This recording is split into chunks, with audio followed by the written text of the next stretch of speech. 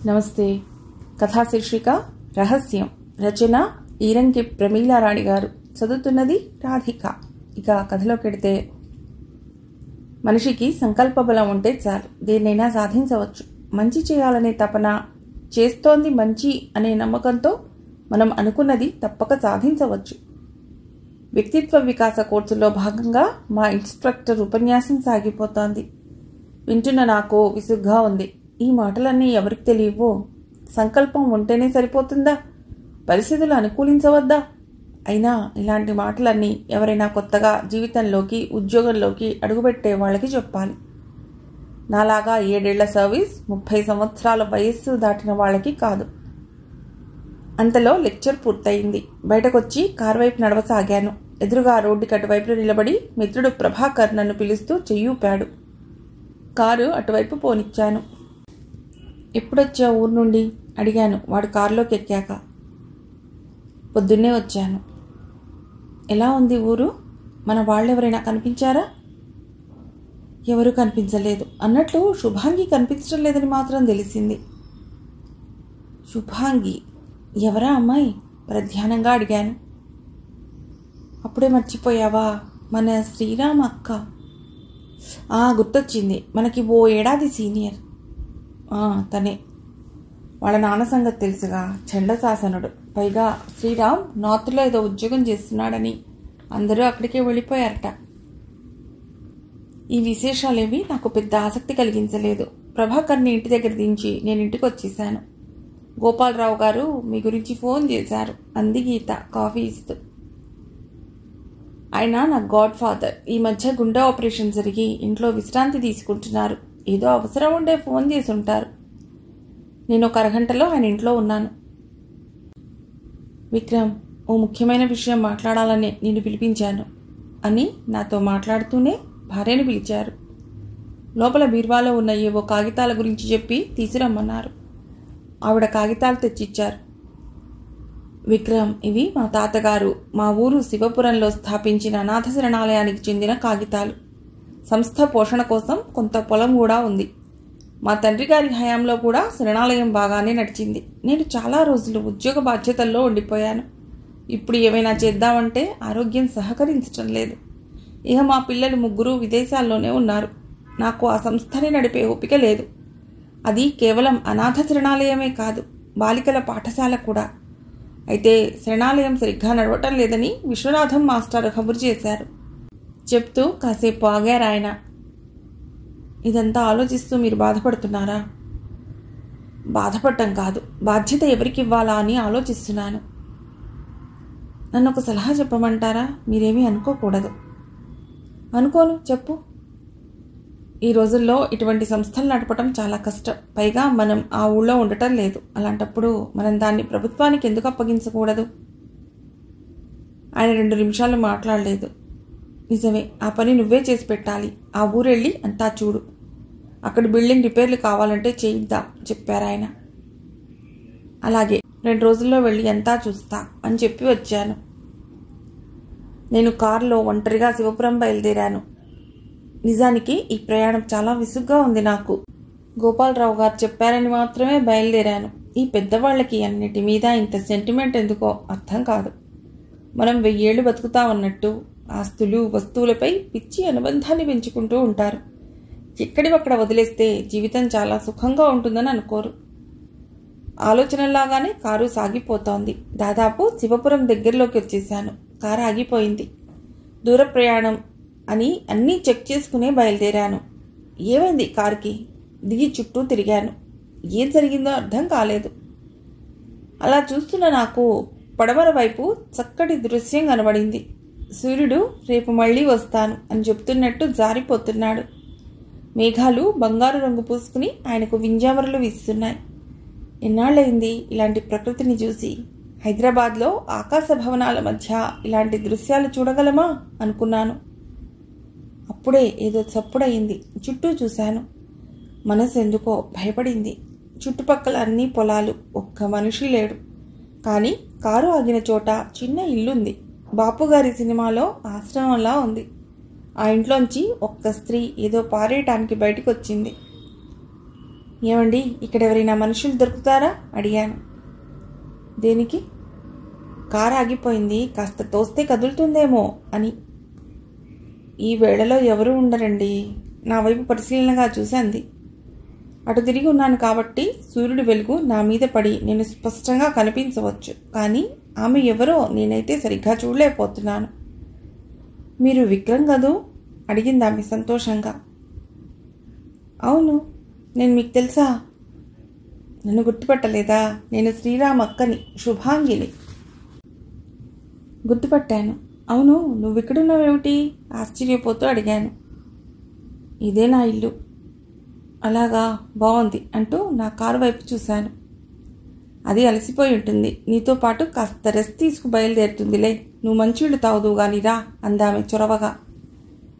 చేసేదేం లేదు, ఆమె వెనకనే నడిచాను. కర్రలతో ఇంటి చుట్టూ గోడలా కట్టి ఉంది. గేటుకి ఇంటికి దాదాపు 15 అడుగుల దూరం. కూర్చో విక్రమ్ అంటూ అరుగుపై ఉన్న పడక కుర్చీ చూపించింది. నేను అరుగు మీద కూర్చున్నాను. అదేమిటి కుర్చీ వదిలి? కుర్చీలు, ఏసీలు, బోరుగా ఉంది శుభాంగి. ఈ నేలే చల్లగా ఉందిలే. ఆమె లోపలికి వెళ్ళింది. వెలుగు పూర్తిగా తగ్గి ప్రకృతి నల్ల చీర కట్టుకుంది. ఆ చీర మీద పువ్వుల్లా పలు నక్షత్రాలు. ఆమె ఒక స్టీల్ ప్లేట్లో మంచినీళ్ళ గ్లాసు, కాఫీ గ్లాసు తీసుకొచ్చింది. కారు ఆగిపోయిందని విసుగ్గా ఉందా అని అడిగింది. ఆహా, నువ్వు కనిపించకపోతే అలా ఉండేదేమో. సరే కానీ నక్షత్రాలే వస్తున్నాయి, చంద్రుడు కనిపించటేం అడిగాను నేను.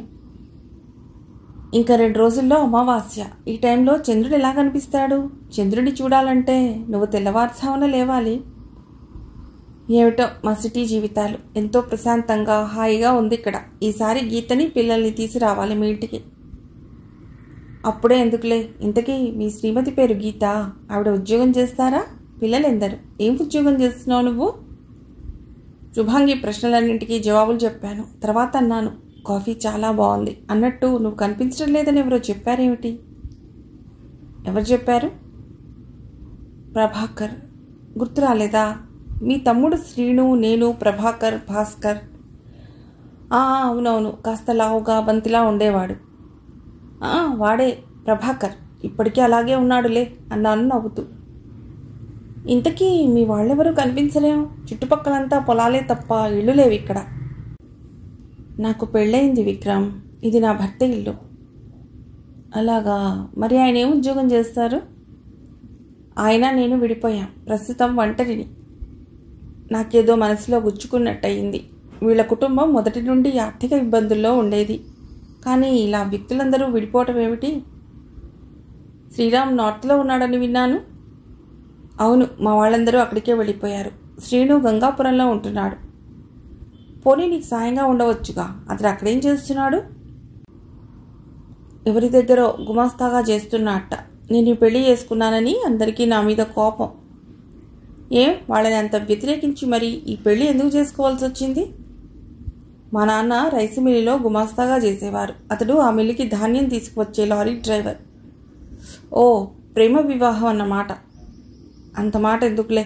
పెళ్లికి ముందు పరిచయం ఉంది అంటే సరిపోతుంది. ఆమె ఎందుకో ఇంట్లోకి వెళ్ళింది. నేను ఇక బయలుదేరుతాను శుభాంగి. ఎలా వెళ్తావు? కారు ఆగిపోయిందిగా. అయినా నువ్వు ఎక్కడికి బయలుదేరావు? ఇంటి నుండి కదిలావు కాబట్టి ఈ ప్రశ్నలు అడగవచ్చని అనుకుంటున్నాను. శివపురానికి. ఎందుకు?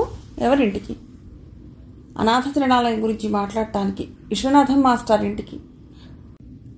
ఆయనకి నువ్వు వస్తున్నట్టు తెలుసా? లేదన్నట్టు తలాడించాను.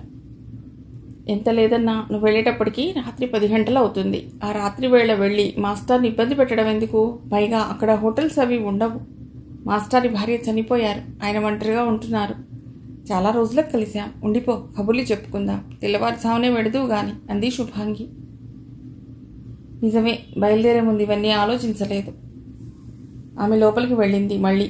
కానీ ఎవరూ లేని ఇంట్లో నేను శుభాంగి. ఎవరు ఏమీ అనుకోరా. నాకు మాత్రం ఆ చోటు వదిలి వెళ్లాలని లేదు. కారు కదిలినా సరే. శుభాంగి లోపల నుండి చపాతీలు, కూర తీసుకొచ్చింది ప్లేట్లో. నువ్వు తెచ్చుకోలేదేం?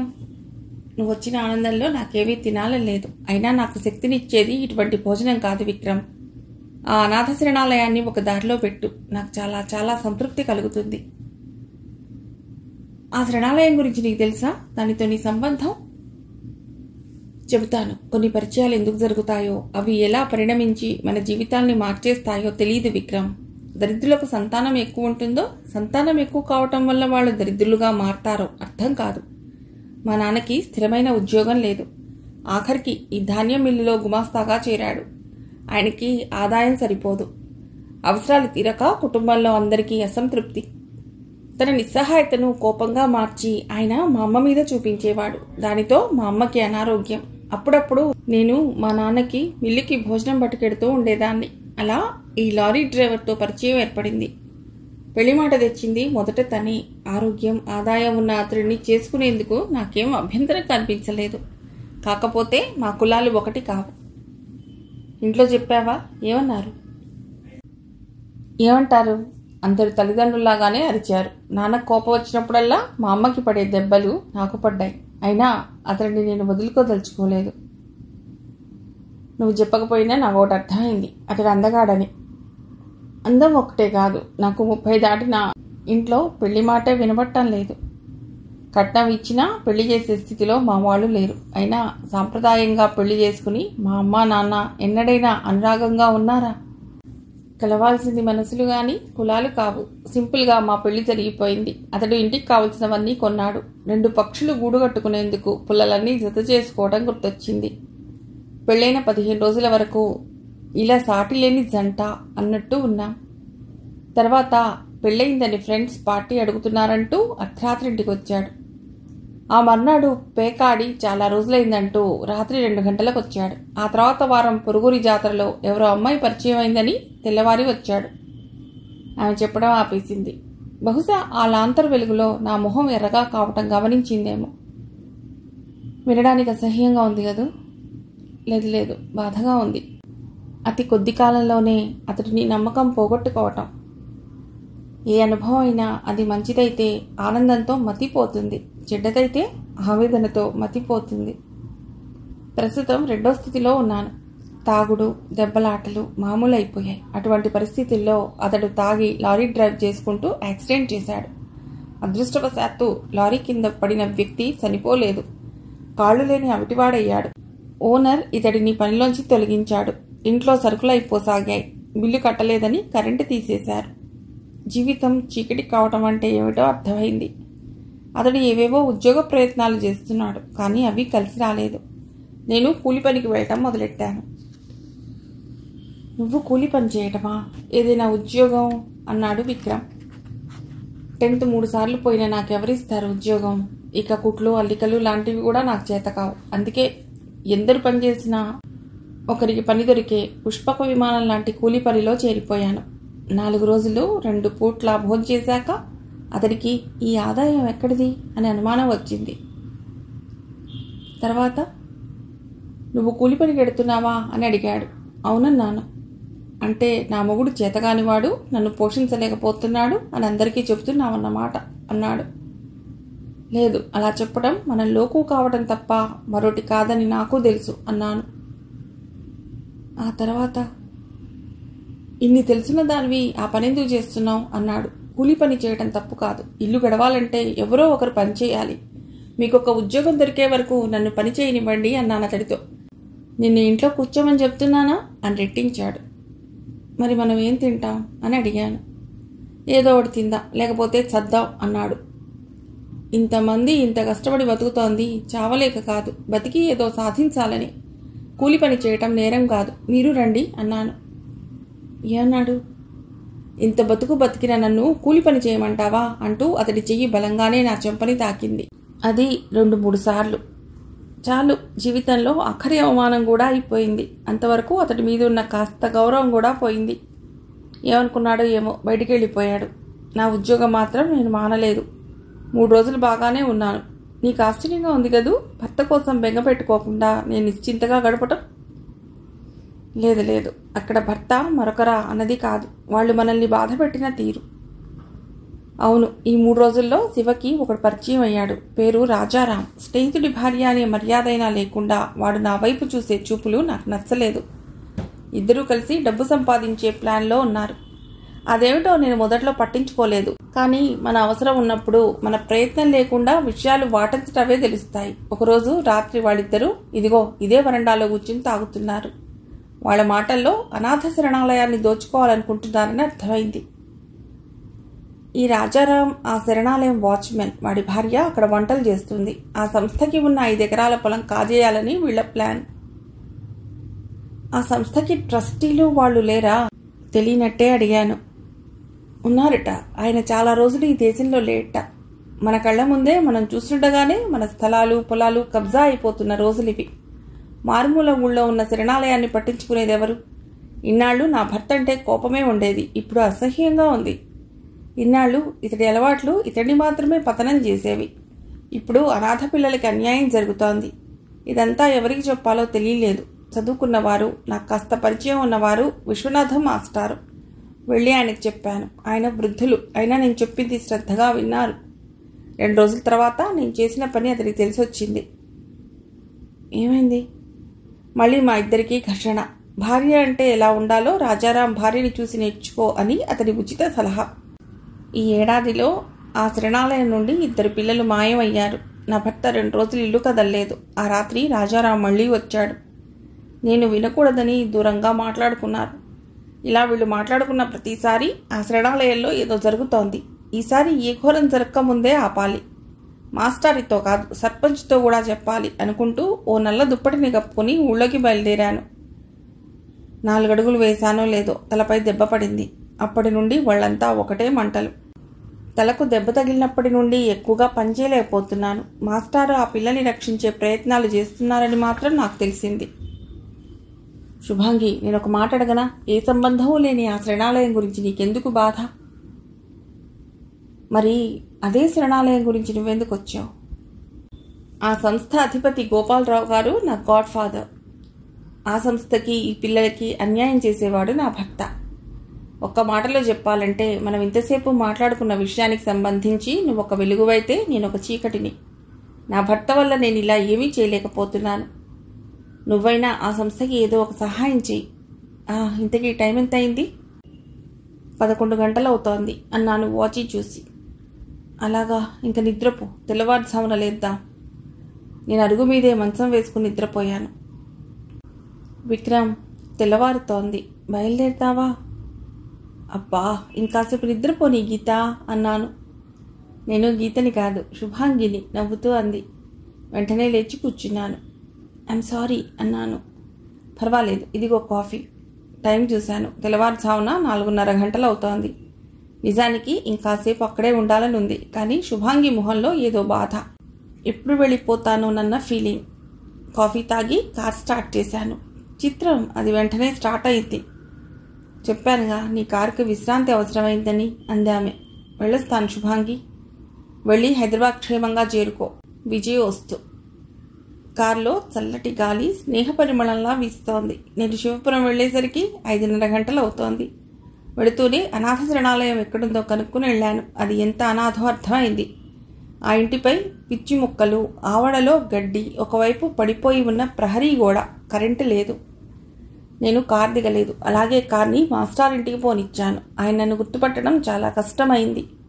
ఒకసారి మేమిద్దరం మాట్లాడుకున్నాక ఏర్పాట్లు చేయటం పెద్ద కష్టం కాలేదు. పెద్ద కారులో ఎవరో అనాథ శరణాలయానికి వచ్చారంటే హఠాత్తుగా అందరికీ ఆ అనాథ పిల్లలు గుర్తుకొచ్చారు.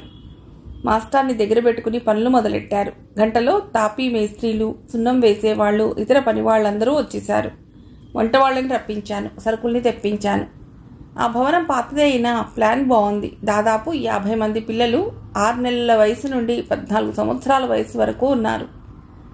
నేను మాస్టర్ కూర్చోటానికి చెట్టు కింద 2 కుర్చీలు వేశారు. పిల్లలతో మాట్లాడాను. వాళ్ళెంత విధివంచితులో నాకు అర్థమైంది. ఆఖరణ వచ్చినవాడు రాజారాం. వాడి భార్య. అతి వినయం అంటే ఏమిటో వాడిని చూశాక అర్థమైంది. వాళ్ళని నేను పనిలో నుండి తొలగించాను. ఆ మొహంలో దీనత్వం, అంతా నటన. వాడిని చూస్తే ఎక్కడ లేని జుగుప్స కలుగుతోంది. ఇన్నాళ్ళు ఈ శరణాలయం మా దిక్కనుకున్నాం బాబు, ఒక్కసారిగా పొమ్మంటే ఎలా? ఏమో, అవన్నీ నాకు తెలియదు. అంతా గోపాలరావు గారి ఆదేశం. ఆయన ఆదేశం ప్రకారమే ఈ సంస్థ నా ఆధీనంలో ఉంది. మీ ఇద్దరి వల్ల ఈ సంస్థకు నష్టమే ఎక్కువ జరిగింది. అందుకే మిమ్మల్ని తొలగించి మాకు నమ్మకమైన వాళ్ళని నియమించదలిచాను. రాజారాం బతిమిలాడాడు, బెదిరించాడు. అయినా నేను లొంగలేదు. వాడు పగలే తాగొచ్చాడు. వాగి వాగి భార్యను తీసుకుని వెళ్ళిపోయాడు.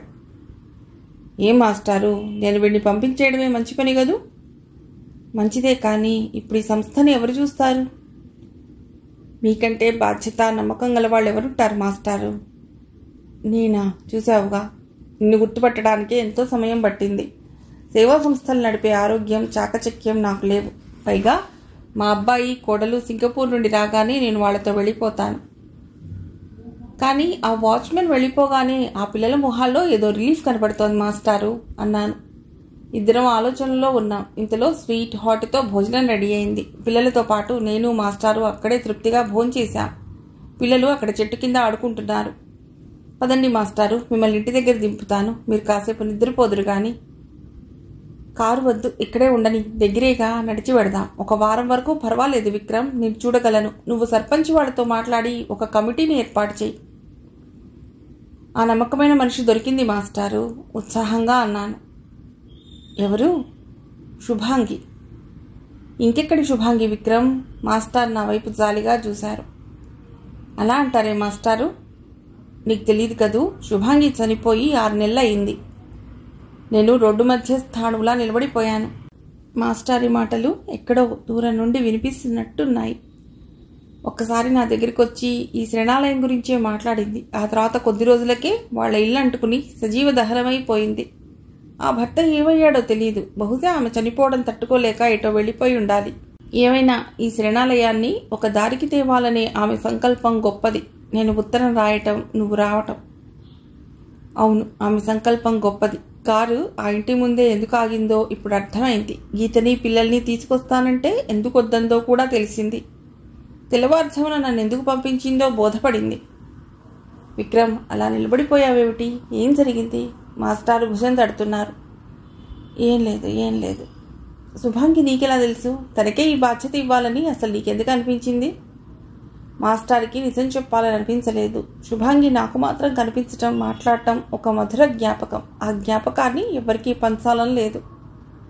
శుభాంగి మాకెలా తెలుసో క్లుప్తంగా చెప్పాను మాస్టార్కి. మాస్టారు, వారం రోజులు శ్రమ తీసుకోండి. గోపాలరావు గారితో మాట్లాడి ఏదో ఏర్పాటు చేస్తాను. సర్పంచ్, గ్రామస్తుల సహాయం తీసుకోండి. రాజారాం ఏం చేస్తాడో ఏమో, జాగ్రత్తగా ఉండండి అన్నాను. మాస్టార్కి నమస్కరించి కారులో బయలుదేరాను. అంతవరకు దాచుకున్న దుఃఖం నా కళ్ళ నుండి నీటి రూపంలో ప్రవహించసాగింది. మాస్టారి మాటలు గుర్తొచ్చాయి. ఏవైనా ఆమె సంకల్పం గొప్పది విక్రమ్. ఓపికలేని నా చేత ఉత్తరాలు రాయించింది. అంతేకాదు, తీరికలేని నిన్ను ఇక్కడికి రప్పించింది. సంకల్పం ఎంత గొప్పదో అది మంచి పనులకు ఎలా ఉపయోగిస్తుందో నాకు అర్థమైంది. తన భర్త చేతుల్లో సజీవ దహనమైన 4 పిల్లలకి నీడనిచ్చే ఒక చిన్న చెట్టును కాపాడింది ఆమె. కారు శుభాంగి ఇంటి ముందు నుండే సాగింది. రాత్రి చూసిన పర్ణశాలకు ఈ ఇంటికి పోలికే లేదు. ఈసారి మళ్ళీ ఆమె కనిపిస్తుందా? కనిపిస్తే చెప్పాలి, నేస్తమా, నీ సంకల్పం నెరవేరింది అని. కథ సమాప్తం.